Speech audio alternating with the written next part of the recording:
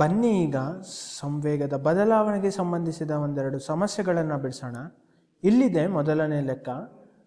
0.5 kilogram ತೂಕದ ಜೇಡಿ ಮಣ್ಣಿನ ಉಂಡೆಯೊಂದು ಸೆಕೆಂಡಿಗೆ 20 ಮೀಟರ್ ವೇಗದಲ್ಲಿ ಚಲಿಸಿ ಗೋಡೆಗೆ ಡಿಕ್ಕಿ ಹೊಡೆದು 0.1 ಸೆಕೆಂಡ್ಗಳಲ್ಲಿ ಅದಕ್ಕೆ ಅಂಟಿಕೊಂಡು ನಿಲ್ಲುತ್ತದೆ.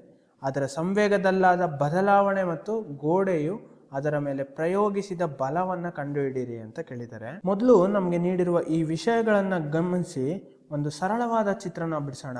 ನಂತರ ಎಲ್ಲಾ ದತ್ತಾಂಶಗಳನ್ನು ಬರೆದುಕೊಂಡು ಏನನ್ನ ಕಂಡುಹಿಡಿಯಬೇಕು ಮತ್ತು ಅದನ್ನ ಹೇಗೆ ಬಿಡಿಸಬೇಕು ಅಂತ ಯೋಚಿಸೋಣ. ಇಲ್ಲಿ ಜೇಡಿ ಮಣ್ಣಿನ ಉಂಡೆಯು ವೇಗವಾಗಿ ಬಂದು ಗೋಡೆಗೆ ಡಿಕ್ಕಿ ಹೊಡೆದು ಅಲ್ಲೇ ಚಲನೆಯನ್ನ ಈ ರೀತಿ ನಿಲ್ಲಿಸುತ್ತದೆ. ಚಿತ್ರದಲ್ಲಿ ನೋಡುವಂತೆ ಉಂಡೆಯು ಗೋಡೆಗೆ ಹೊಡೆದು ನಿಲ್ಲುತ್ತದೆ. ಈಗ ನೀಡಿರುವ ದತ್ತಾಂಶಗಳನ್ನು ಪರಿಶೀಲಿಸೋಣ. ಉಂಡೆಯ ದ್ರವ್ಯರಾಶಿ 0.5 kg ಆಗಿರುತ್ತದೆ ಮತ್ತು ಗೋಡೆಗೆ ತಾಗುವ ಮುನ್ನ ಅದರ ಆರಂಭಿಕ ವೇಗ u = 20 ಮೀಟರ್ ಪರ್ ಸೆಕೆಂಡ್ ಆಗಿದ್ರೆ ಗೋಡೆಗೆ ಅಂಟಿಕೊಂಡ ಮೇಲೆ ಅದು ಯಾವುದೇ ರೀತಿ ಚಲಿಸೋದಿಲ್ಲ. ಹಾಗಾಗಿ ಅದರ ಅಂತಿಮ ವೇಗ 0 ಆಗಿರುತ್ತದೆ ಮತ್ತು ಅದು ವಿಶ್ರಾಂತಿ ಸ್ಥಿತಿಯಲ್ಲಿರುತ್ತೆ ಅಥವಾ ಸ್ಥಿರ ಸ್ಥಿತಿಯಲ್ಲಿರುತ್ತೆ ಅಂತ ಹೇಳ್ಬೋದು. ಹಾಗೂ ಅದು ನಿಲ್ಲಲು ತಗುಲಿದ ಸಮಯ 0.1 ಸೆಕೆಂಡ್ ಅಂತ ಹೇಳ್ಬೋದು.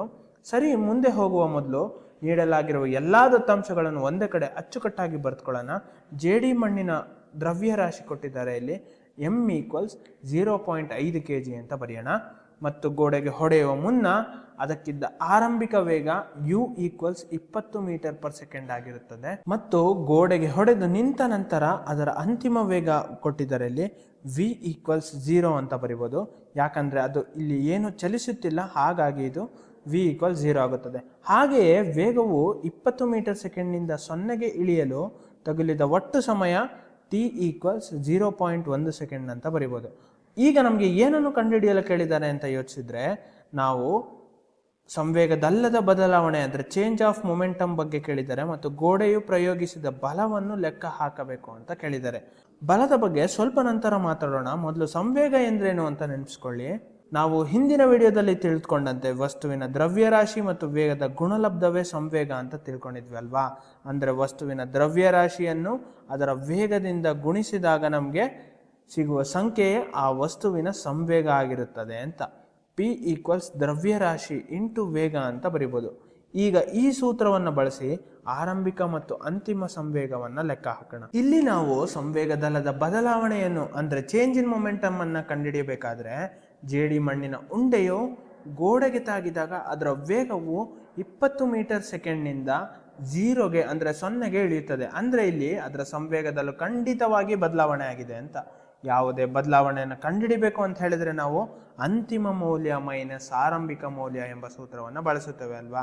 ಅಂದರೆ ಸಂವೇಗದ ಬದಲಾವಣೆ = pf - pi ಅಂದರೆ ಅಂತಿಮ ಸಂವೇಗ ಮೈನಸ್ ಆರಂಭಿಕ ಸಂವೇಗ ಅಂತ ಬರೀಬೋದು. ಈಗ ನೀವು ಸ್ವತಃ ಇದನ್ನು ಒಮ್ಮೆ ಪ್ರಯತ್ನಿಸಿ. ಅಂತಿಮ ಸಂವೇಗ ಮತ್ತು ಆರಂಭಿಕ ಸಂವೇಗವನ್ನು ಲೆಕ್ಕ ಹಾಕಿ 1ರಿಂದ 1 ಕಳೆದ್ರೆ ಇಲ್ಲಿ ನಮಗೆ ಉತ್ತರ ಅನ್ನೋದು ಸಿಗುತ್ತೆ. ವಿಡಿಯೋನ ಇಲ್ಲೇ ಪಾಸ್ ಮಾಡಿ ನೀವೇ ಸ್ವತಃ ಲೆಕ್ಕ ಹಾಕಿ. ಸರಿ, ಈಗ ಲೆಕ್ಕ ಮಾಡಿ ನೋಡೋಣ ಬನ್ನಿ. ಅಂತಿಮ ಸಂವೇಗ ಅಂತ ಹೇಳಿದ್ರೆ pf ಅಂತ ಹೇಳಿದ್ರೆ ದ್ರವ್ಯರಾಶಿ × ಅಂತಿಮ ವೇಗ ಆಗುತ್ತದೆ ಅದು. ಮತ್ತು ಆರಂಭಿಕ ಸಂವೇಗ ಅಂತ ಹೇಳಿದ್ರೆ ದ್ರವ್ಯರಾಶಿ × ಆರಂಭಿಕ ವೇಗ ಅಂದರೆ m × u ಅಂತ ಬರಿಬೋದು. ಅಂತಿಮ ವೇಗವು 0 ಆಗಿರೋದ್ರಿಂದ v = 0 ಆದರೆ m × v ಕೂಡ 0 ಆಗುತ್ತದೆ ಅಂತ ಬರಿಬೋದು. ಮೈನಸ್ m ಅಂದರೆ 0.5 kg ಮತ್ತು u ಅಂತ ಹೇಳಿದ್ರೆ ಅದು 20 ಮೀಟರ್ ಪರ್ ಸೆಕೆಂಡ್ ಆಗಿರುತ್ತದೆ. ಈ ಎರಡನ್ನು ಗುಣಿಸಿದ್ರೆ ನಮಗೆ ಇದನ್ನು ಗುಣಿಸಿದಾಗ ನಮಗೆ ಋಣಾತ್ಮಕವಾದ minus 10 kg metre per second ಅಂತ ಬರುತ್ತೆ. ಅಂದರೆ 0.5 × 20 ಮಾಡಿದ್ರೆ 10 kg ಮೀಟರ್ ಪರ್ ಸೆಕೆಂಡ್ ಬರುತ್ತದೆ. ಈ ಋಣಾತ್ಮಕ ಚಿಹ್ನೆ ಏನು ಅಂತ ಹೇಳಿದ್ರೆ ಇದನ್ನು ನಾವು ಜಾಸ್ತಿ ಯೋಚಿಸೋದು ಬೇಡ. ಈಗ ಲೆಕ್ಕದ ಮುಂದಿನ ಭಾಗವನ್ನು ನೋಡಿದಾಗ ಇಲ್ಲಿ ನಮಗೆ ಇದು ಪೂರ್ತಿಯಾಗಿ ಅರ್ಥ ಆಗುತ್ತದೆ. ಲೆಕ್ಕದ ಮುಂದಿನ ಭಾಗವನ್ನು ನೋಡ್ತಾ ಹೋದ್ರೆ ಗೋಡೆಯು ಜೇಡಿ ಮಣ್ಣಿನ ಉಂಡೆಯ ಮೇಲೆ ಪ್ರಯೋಗಿಸಿದ ಬಲವನ್ನು ಕಂಡುಹಿಡಿಯಿರಿ ಅಂತ ಕೇಳಿದ್ದಾರೆ. ಉಂಡೆಯು ಗೋಡೆಗೆ ಹೊಡೆದು ನಿಲ್ಲುತ್ತದೆ ಅಂತ ಹೇಳಿದ್ರೆ ಗೋಡೆಯು ಖಂಡಿತವಾಗಿಯೂ ಅದರ ಮೇಲೆ ಒಂದು ವಿರುದ್ಧ ಬಲವನ್ನು ಹಾಕಿದೆ ಅಂತ ಅರ್ಥ ಅಲ್ವಾ. ಆ ಕಾರಣಕ್ಕಾಗಿಯೇ ಜೇಡಿ ಮಣ್ಣಿನ ಉಂಡೆಯು ಗೋಡೆಗೆ ತಾಗಿದ ತಕ್ಷಣ ಚಲನೆಯನ್ನು ನಿಲ್ಲಿಸುತ್ತದೆ ಅಲ್ವಾ. ಇದು ಕರೆಕ್ಟ್ ಅನ್ಸುತ್ತೆ ಅಲ್ವಾ. ಹಾಗಾಗಿ ಗೋಡೆಯು ಆ ಉಂಡೆಯ ಮೇಲೆ ಈ ರೀತಿಯಾದ ಆಪೋಸಿಟ್ ಡೈರೆಕ್ಷನ್ ಅಲ್ಲಿ ಒಂದು ಬಲವನ್ನು ಹಾಕುತ್ತದೆ ಅಂತ ಹೇಳ್ಬೋದು. ಹಾಗಾದ್ರೆ ಈಗ ನಾವೇನ್ ಕಂಡುಹಿಡಬೇಕು ಅಂತ ಹೇಳಿದ್ರೆ ಬಲ ಹಾಕಿದ ಮೌಲ್ಯ ಎಷ್ಟು ಅಂತ ಕಂಡುಹಿಡಬೇಕು. ವಸ್ತುವಿನ ಚಲನೆಯ ದತ್ತಾಂಶವನ್ನ ನೀಡಿ ಅದರ ಮೇಲೆ ಬಿದ್ದ ಬಲವನ್ನ ಕಂಡುಹಿಡಿಯಬೇಕು ಅಂತ ಕೇಳಿದಾಗೆಲ್ಲ ನಮ್ಗೆ ಭೌತಶಾಸ್ತ್ರದ ಪ್ರಸಿದ್ಧವಾದ ನ್ಯೂಟನ್ನ ಎರಡನೇ ನಿಯಮ ನಮ್ಗೆ ನೆನಪಾಗಬೇಕು, F=ma ಅಂತ ನೆನಪಾಗಬೇಕು. ಆದ್ರೆ ನಿರ್ದಿಷ್ಟ ಲೆಕ್ಕದಲ್ಲಿ ನಾವು ಬಲವನ್ನ ಕಂಡುಹಿಡಿಯಲು ಇನ್ನೊಂದು ಸೂತ್ರ ಇದೆ ನಮ್ಗೆ, ಇದಕ್ಕೆ ಸಮಾನವಾಗಿರುತ್ತದೆ F=Pf - Pi/T ಅಂತ ನೆನಪಿಸ್ಕೋಬೇಕು. ಈ ಎರಡೂ ಸುಲಭವಾದ ಸೂತ್ರಗಳನ್ನ ನೇರವಾಗಿ ಬಳಸ್ಬೋದು. ಈ ಎರಡೂ ಸೂತ್ರಗಳು ಒಂದೇ ಆಗಿದ್ದು ಒಂದರಿಂದ ಮತ್ತೊಂದನ್ನ ಸಾಧಿಸಬಹುದು ಎಂಬುದನ್ನ ನಾವು ನ್ಯೂಟನ್ನ ಎರಡನೇ ನಿಯಮ ಮತ್ತು ಸಂವೇಗ ಎಂಬ ಹಿಂದಿನ ವಿಡಿಯೋದಲ್ಲಿ ವಿವರವಾಗಿ ನೋಡಿದ್ದೇವೆ. ಇಲ್ಲಿ ನಮ್ಗೆ ವೇಗವರ್ಧನೆಯನ್ನು ನೇರವಾಗಿ ನೀಡಿಲ್ಲ ಆಗಿರೋದ್ರಿಂದ ಮೊದಲ ಸೂತ್ರ ಬಳಸೋದು ವೇಗವರ್ಧನೆಯನ್ನು ಪ್ರತ್ಯೇಕವಾಗಿ ಕಂಡುಹಿಡಿದು ನಂತರ ಆದೇಶಿಸಬೇಕು ಈ ರೀತಿಯಾಗಿ. ಆದರೆ ಇಲ್ಲಿ ನಾವು ಈಗಾಗಲೇ ಸಂವೇಗದ ಬದಲಾವಣೆಯನ್ನು ಕಂಡುಹಿಡಿದಿರೋದ್ರಿಂದ ಅದನ್ನು ನೇರವಾಗಿ ಸಮಯದಿಂದ ಭಾಗಿಸಿದ್ರೆ ಒಂದೇ ಹಂತದಲ್ಲಿ ನಮಗೆ ಬಲದ ಉತ್ತರ ಸಿಗುತ್ತದೆ ಅಂತ ಹೇಳ್ಬೋದು. ಬನ್ನಿ ಈಗ ನಾವೇ ನೋಡೋಣ. ಹಾಗಾಗಿ ಈ ಸೂತ್ರವನ್ನ ಬಳಸೋದು ತುಂಬಾ ಅರ್ಥಪೂರ್ಣ ಅಂತ ಅನ್ಸುತ್ತೆ. ವಿಡಿಯೋನ ಪಾಸ್ ಮಾಡಿ ಈ ಸೂತ್ರ ಬಳಸ್ಕೊಂಡು ಗೋಡೆಯ ಉಂಡೆಯ ಮೇಲೆ ಹಾಕಿದ ಒಟ್ಟು ಬಲವನ್ನ ಕಂಡುಹಿಡಿಯಿರಿ ಮತ್ತು ಪ್ರಯತ್ನಿಸಿ. ಹಾಗಾದ್ರೆ ಬನ್ನಿ ಇದನ್ನ ಬಿಡ್ಸಕ್ಕೆ ಟ್ರೈ ಮಾಡೋಣ. ಇಲ್ಲಿ ನೋಡಿದ್ರೆ Pf - Pi ಅನ್ನೋದು ಈ ಸೂತ್ರದಲ್ಲಿ ಸಂವೇಗದಲ್ಲಿನ ಬದಲಾವಣೆ ತೋರಿಸುತ್ತೆ. ಅದು ಬಂದು -10 kg/s ಆಗಿರುತ್ತದೆ. ಹಾಗಾದ್ರೆ -10 kg/s ಡಿವೈಡೆಡ್ ಬೈ ಅಂದ್ರೆ ಭಾಗಿಸು ಸಮಯ ಕೊಟ್ಟಿದ್ದಾರೆ ನಮಗೆ 0.1 ಸೆಕೆಂಡ್ ಆಗಿರೋದ್ರಿಂದ ಇದನ್ನ ಭಾಗಿಸಿದ್ರೆ ನಮಗೆ ಗೊತ್ತಿರೋ ಹಾಗೆ 10/0.1 ಅನ್ನ 100 ಅಂತ ಬರೀಬಹುದು. ಇಲ್ಲಿರೋ ಋಣಾತ್ಮಕ ಚಿಹ್ನೆ ಹಾಗೆ ಬರ್ಕೊಂಡ್ರೆ SI ಏಕಮಾನವನ್ನ kg/s ನ kg/s² ಅಂತ ಬರೀಬಹುದು. ನಮಗೆ ಗೊತ್ತಿರೋ ಪ್ರಕಾರ ಏನು ಅಂತ ಹೇಳಿದ್ರೆ ಬಲದ SI ಏಕಮಾನ kg/s² ಅಥವಾ ನ್ಯೂಟನ್ ಅಂತ ಬರೀಬಹುದು. ಹಾಗಾದ್ರೆ ನಮಗೆ ಬಲದ ಮೌಲ್ಯ ಅನ್ನೋದು ಸಿಕ್ತು, ಅದು -100 ನ್ಯೂಟನ್ ಆಗಿರುತ್ತದೆ. ಈಗ ಈ ಋಣಾತ್ಮಕ ಚಿಹ್ನೆ ಏನನ್ನ ತೋರಿಸುತ್ತದೆ ಅಂತ ನಮಗೆ ತಿಳಿಯೋ ಸಮಯ ಬಂದಿದೆ. ಆರಂಭಿಕ ವೇಗ ಅನ್ನೋದು ಧನಾತ್ಮಕ ಆಗಿರೋದ್ರಿಂದ ಬಲವು ನಮಗೆ ಋಣಾತ್ಮಕವಾಗಿದೆ ಅಂತ ಹೇಳ್ಬೋದು. ಬಲವು ಆರಂಭಿಕ ವೇಗದ ವಿರುದ್ಧ ದಿಕ್ಕಿನಲ್ಲಿರೋದ್ರಿಂದ ಈ ಋಣಾತ್ಮಕ ಚಿಹ್ನೆ ಅನ್ನೋದು ತಿಳಿಸುತ್ತದೆ. ಇದಕ್ಕಾಗಿಯೇ ಆ ಉಂಡೆ ಅನ್ನೋದು ನಿಲ್ಲುತ್ತದೆ. ಈಗ ಇದಕ್ಕೆ ಹೋಲಲು ಮತ್ತೊಂದು ಲೆಕ್ಕವನ್ನು ಮಾಡೋಣ. ಇಲ್ಲಿ ಜೇಡಿ ಮಣ್ಣಿನ ಉಂಡೆಯ ಬದಲಾಗಿ ನಾವು ಕ್ರಿಕೆಟ್ ಬಾಲ್ ಅನ್ನ ತಗೊಳ್ಳೋಣ. ಕ್ರಿಕೆಟ್ ಬಾಲ್ ಅನ್ನು ತಗೊಂಡು ಆ ಬಾಲ್ ಗೋಡೆಗೆ ಹೊಡೆದಾಗ ಅದೇ ವೇಗದಲ್ಲಿ ವಾಪಸ್ಸು ಚಿಮ್ಮುತ್ತದೆ. 0.5 ಕಿಲೋಗ್ರಾಂ ತೂಕದ ಕ್ರಿಕೆಟ್ ಚೆಂಡೊಂದು ಸೆಕೆಂಡಿಗೆ 20 ಮೀಟರ್ ವೇಗದಲ್ಲಿ ಚಲಿಸಿ ಗೋಡೆಗೆ ಡಿಕ್ಕಿ ಹೊಡೆದು 0.1 ಸೆಕೆಂಡ್ಗಳಲ್ಲಿ ಅದೇ ವೇಗದೊಂದಿಗೆ ಹಿಂದಿರುಗುತ್ತದೆ.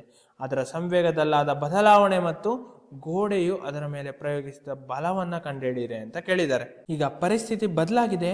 ಈ ಮಣ್ಣಿನ ಉಂಡೆ ಬದಲಾಗಿ ನಾವು ಬಾಲನ್ನು ತಗೊಂಡ್ರೆ ಆ ಬಾಲನ್ನು ನೋಡಿದ್ರೆ ಸಂವೇಗದ ಬದಲಾವಣೆ ಹಾಗೂ ಗೋಡೆ ಪ್ರಯೋಗಿಸುವ ಬಲ ಎಷ್ಟಿರುತ್ತದೆ ಅಂತ ಯೋಚಿಸ್ಬೇಕು. ವಿಡಿಯೋನ ಪಾಸ್ ಮಾಡಿ ಒಂದ್ಸಲ ಯೋಚನೆ ಮಾಡೋಕ್ಕೆ ಟ್ರೈ ಮಾಡಿ. ಇಲ್ಲಿ ಬಾಲ್ ಗೋಡೆಗೆ ಹೊಡೆದು 20 ಮೀಟರ್/s ನಲ್ಲಿ ಮತ್ತೆ ವಾಪಸ್ ಅದೇ ವೇಗದಲ್ಲಿ ಚಿಮ್ಮುತ್ತಿರೋದ್ರಿಂದ ಇದು ನಿಶ್ಚಲ ಸ್ಥಿತಿಗೆ ಅಂದರೆ ರೆಸ್ಟ್ ಸ್ಟೇಟ್ಗೆ ಇಲ್ಲಿ ಬಂದಿಲ್ಲ. ಹಾಗಾದ್ರೆ ಇಲ್ಲಿ ಏನೆಲ್ಲ ಬದಲಾವಣೆ ಆಗುತ್ತದೆ? ಖಂಡಿತವಾಗಿಯೂ ಈ ಲೆಕ್ಕ ಸ್ವಲ್ಪ ಕಷ್ಟ ಅನ್ಸ್ಬೋದು ನಿಮಗೆ. ಇಲ್ಲಿ ನೋಡಿ, ನಾನು ಮುಂಚೆ ರೀತಿಯ ಲೆಕ್ಕವನ್ನು ಬಿಡಿಸಿದಾಗ ಇಲ್ಲಿ ಅಂತಿಮ ವೇಗ ಮಾತ್ರ 0 ಆಗಿಲ್ಲ, ಬದಲಿಗೆ 20 ಮೀಟರ್/s ಆಗಿದೆ. ಹಾಗಾದ್ರೆ V = 20 ಮೀಟರ್/s ಅಂತ ಬರೆದ್ರೆ ಆಗ ಆರಂಭಿಕ ಮತ್ತು ಅಂತಿಮ ವೇಗ ಎರಡು 20 ಮೀಟರ್/s ಆಗಿರೋದ್ರಿಂದ ಸಂವೇಗ ಬದಲಾವಣೆ ಪೂರ್ತಿಯಾಗಿ 0 ಆಗುತ್ತದೆ. ಅಂದ್ರೆ ಇದನ್ನ ಬಿಡಿಸಕ್ಕೆ ಟ್ರೈ ಮಾಡಿದ್ರೆ m/u ಅಂದ್ರೆ 0.5 × 20 - 0.5 × 20 ಮಾಡಿದ್ರೆ ಇದು ನಮಗೆ 0 ಬರುತ್ತದೆ ಅಲ್ವಾ? ಇಲ್ಲಿ ನೋಡಿ, ಇದು ಖಂಡಿತವಾಗಿಯೂ ಸರಿಯಾದ ಉತ್ತರ ಆಗಲು ಸಾಧ್ಯವೇ ಇಲ್ಲ. ಯಾಕಂತ ಹೇಳಿದ್ರೆ ಸಂವೇಗದ ಬದಲಾವಣೆ 0 ಆದ್ರೆ ಆ ಬಾಲ್ನ ಮೇಲೆ ಬಿದ್ದ ಒಟ್ಟು ಬಲ ಕೂಡ 0 ಆಗುತ್ತದೆ. ಅಂದ್ರೆ ಗೋಡೆಯು ಆ ಬಾಲ್ನ ಮೇಲೆ ಯಾವುದೇ ಬಲವನ್ನು ಹಾಕೇ ಇಲ್ಲ. ಬಾಲ್ ಗೋಡೆಗೆ ಡಿಕ್ಕಿ ಹೊಡೆದಾಗ ಬಲವೇ ಬಿದ್ದಿಲ್ಲ ಅಂತ ಹೇಳಿದ್ರೆ ಇಲ್ಲಿ F= ಕೂಡ 0 ಆಗುತ್ತದೆ. ಇದು ಎಂದಿಗೂ ಸಾಧ್ಯನೇ ಇಲ್ಲ ಅಂತ ಹೇಳ್ಬೋದು. ಬಾಲ್ ಗೋಡೆಗೆ ಹೊಡೆದಾಗ ಗೋಡೆಯು ಅದರ ಮೇಲೆ ಭಾರಿ ಬಲವನ್ನು ಹಾಕಿರುತ್ತದೆ. ಹಾಗಾಗಿ ಬಲ ಮತ್ತು ಸಂವೇಗ ಬದಲಾವಣೆ ಎರಡೂ 0 ಆಗಲು ಸಾಧ್ಯನೇ ಇಲ್ಲ ಅಂತ ಹೇಳ್ಬೋದು. ಹಾಗಾದ್ರೆ ಇಲ್ಲಿ ಏನೋ ತಪ್ಪಾಗಿದೆ ಎಂಬುದು ಸ್ಪಷ್ಟವಾಗಿದೆ. ಇಲ್ಲಿ ಏನು ತಪ್ಪಾಗಿದೆ ಅಂತ ಗುರುತಿಸ್ತೀರಾ? ವಿಡಿಯೋನ ಪಾಸ್ ಮಾಡಿ ಒಂದ್ಸಲ ಯೋಚನೆ ಮಾಡಿ. ನನ್ನ ದೊಡ್ಡ ತಪ್ಪು ಏನು ಅಂತ ಹೇಳಿದ್ರೆ ಅಂತಿಮ ವೇಗವು ಆರಂಭಿಕ ವೇಗಕ್ಕೆ ಸಮಾನವಾಗಿದೆ ಅಂತ ಹೇಳಿದ್ದು. ಅಂದರೆ ಇದು ನಿಜವಲ್ಲ. ಯಾಕಂತ ಹೇಳಿದ್ರೆ ಇಲ್ಲಿ ಚಲನೆಯ ದಿಕ್ಕು ಅನ್ನೋದು ಕೂಡ ಬದಲಾಗಿದೆ. ವೇಗವು ದಿಕ್ಕನ್ನು ಹೊಂದಿರೋದ್ರಿಂದ ಆರಂಭಿಕ ವೇಗ ಧನಾತ್ಮಕವಾಗಿದ್ದರೆ ಇಲ್ಲಿ ಅಂತಿಮ ವೇಗ ಅನ್ನೋದು ಋಣಾತ್ಮಕ -20 ಮೀಟರ್ ಸೆಕೆಂಡ್ ಆಗಿರ್ಬೇಕಿತ್ತಲ್ವಾ? ಇದೇ ಅದಕ್ಕೆ ಉತ್ತರ. ಹಾಗಾದರೆ ಇಲ್ಲಿರೋ ಎಲ್ಲ ದತ್ತಾಂಶವನ್ನು ಹಾಕಿ ಇಲ್ಲಿ PF - PI ಎಷ್ಟು ಬರುತ್ತದೆ ಅಂತ ಕಂಡುಹಿಡಿಯಿರಿ.